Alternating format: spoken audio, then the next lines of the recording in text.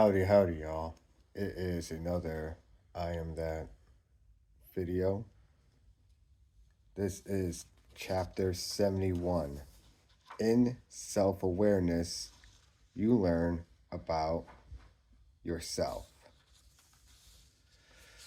So, the thing that's interesting, I found the most interesting about this is less about necessarily what is being said, but I feel like, but the vibe of the conversation itself. And and through that, I kind of felt. Yeah, obviously what they're saying is important too. Don't get me wrong, but I think just through the conversation and what I felt like was the vibe of the conversation, it.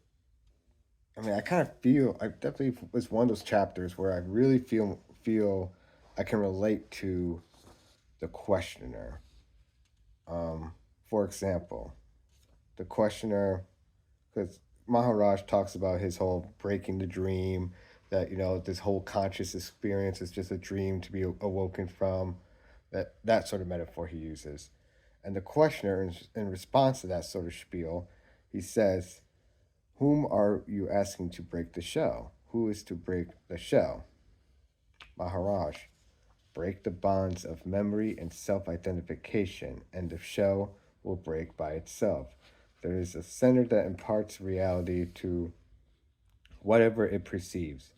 All you need all you need is to understand that you are the source of reality, that you give reality instead of getting it.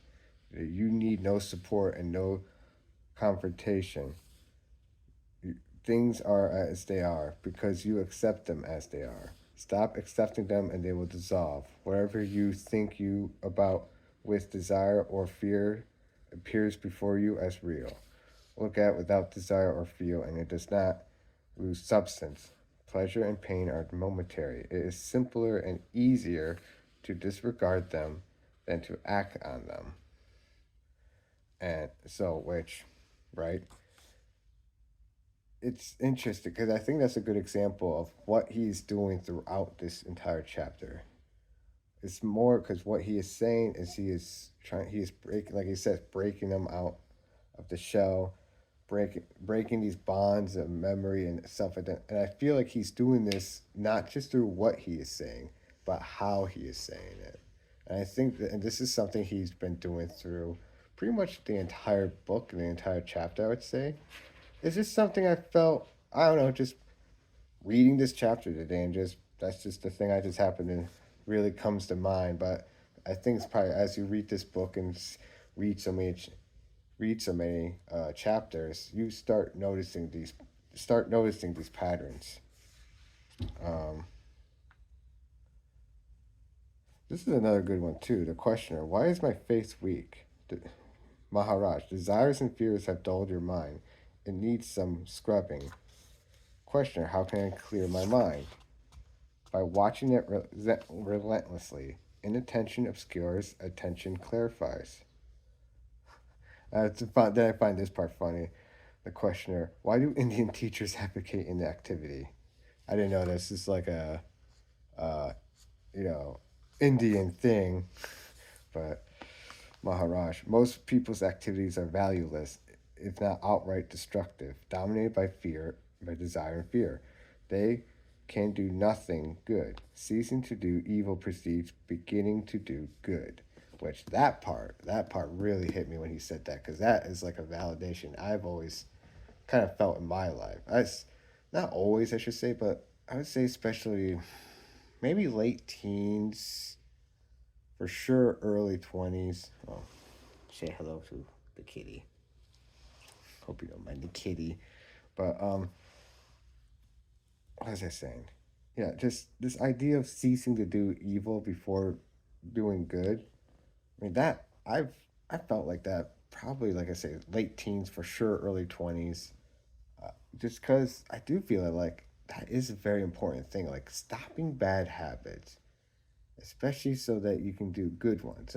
Obviously, if you can just start doing a good habit, that's good too. But like I said, in my own personal experience, getting rid of bad habits is should be a first priority, because as soon as you can get rid of a bad habit, that frees you up. That that's that much less burden, so you can focus on starting a good habit. So that line really related to me. And then going from there, hence the need for stopping all activities for a time, to investigate one's urges and their motives, see all that is false in one's life, purge the mind of all evil, and then only restart work, beginning with one's obvious duties. Of course, if you have a chance to help somebody, by all means do it, and promptly too.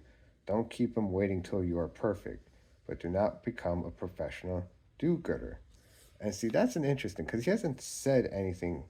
I don't remember him saying anything, but like, well, maybe a few times where he has said something along the lines of like, yeah, you can't help people. So it's not like he's saying you can never like help someone. So when old lady needs help walking across the street or whatever, especially the simpler the task, the better.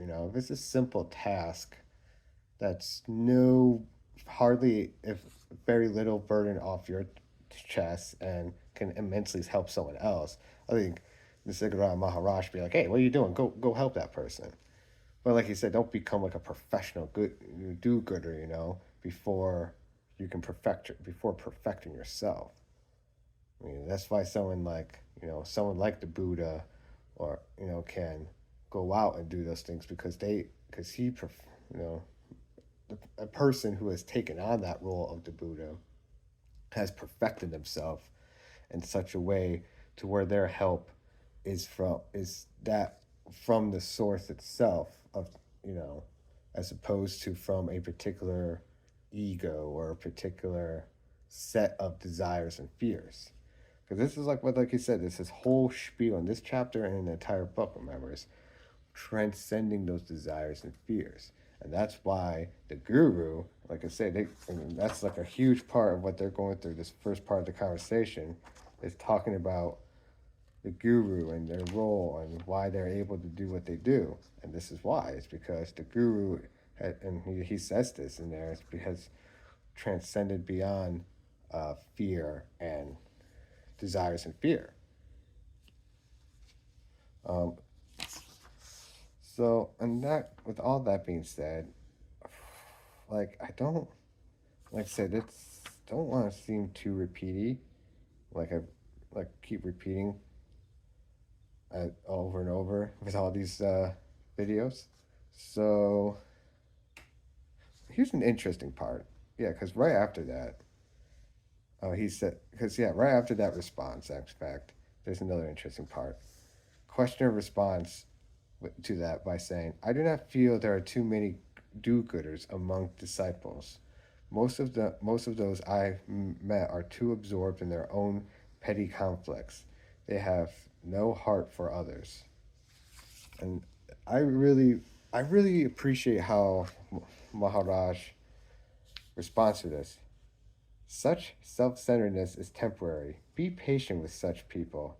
For so many years they gave attention to everything but themselves. Let them turn to themselves for a change. Questioner, what are the fruits of self-awareness? Maharaj, you grow more intelligent. In awareness you learn. In self-awareness you learn about yourself. Of course you can only learn what you are not. To know what you are, you must go beyond the mind. And so, like I said, especially when he said, the way, yeah, the questioner responded and saying, like, oh, I don't think so many of these disciples are such do gooders. And I like how Maharaj is like, be patient with them.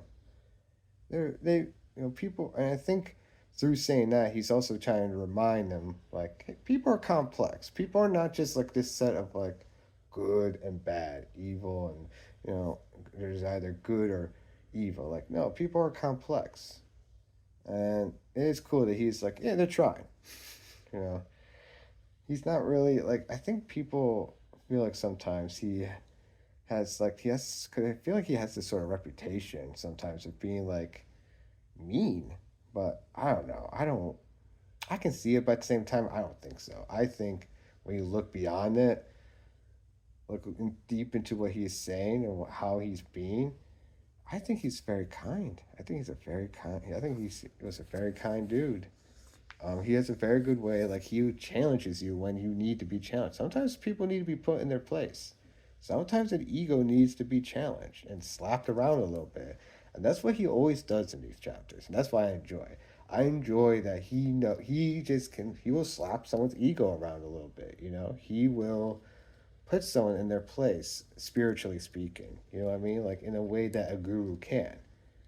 Sometimes people need that, and he's very good about doing it in a way that whatever that individual needs, he'll put them in their place in that way. He will use two completely different arguments depending on who he's talking to, just because it's not necessarily like it's not really about the arguments at the end of the day as much as breaking that ego a lot of times. So that's what these conversations are for. You can see it's him trying to break apart these egos. That way he can rebuild. And so on that note, I want to end because even by the end of this chapter, yeah, he does the whole kind of, well, I'm just a speck sort of deal, and I'm just nothing. And Maharaj, is like, well, you are the universe, you are everything. So that's sort of funny, like, because to me that always makes me kind of, when people say that sort of stuff, it does make like, I'm just a speck. It makes me kind of think of the whole, like, oh, I've experienced ego death, so now I'm so much better than everyone else. Like it kind of gives me a little bit of that sort of vibe. You know what I mean? But I understand it because like I said, I've been through this sort of thinking myself. Uh, Not that long ago before Nisargadatta Maharaj, yeah, I was exactly in this sort of mindset. It wasn't until fairly recent spiritual experiences in my own life that, especially through Lord Krishna, that I've changed in these ways. And so, like, for me now, reading these words before, yeah, I was being much more like sympathetic towards a lot of these questioners to the point where I'm like, no, man, I think they're right. But no, now I get it. Now I'm like, oh, okay, yeah. So, like I say, sorry for that tangent. And on that note, I'm going to close with they have a quote at the end of the chapter. I always love it when they have a quote, and I always read them. So here's the quote at the end, and I think it's a perfect way to close off this chapter. The reward of self-knowledge is freedom from the personal self. You cannot know the knower, for you are the knower. The fact of knowing proves the knower. You need no other proof. The knower of the known is not knowable. Just like the light is known in colors only, so is the knower known in knowledge. And so, on that note, Hare Krishna, Namaste, peace to you all, and good luck on y'all's journeys.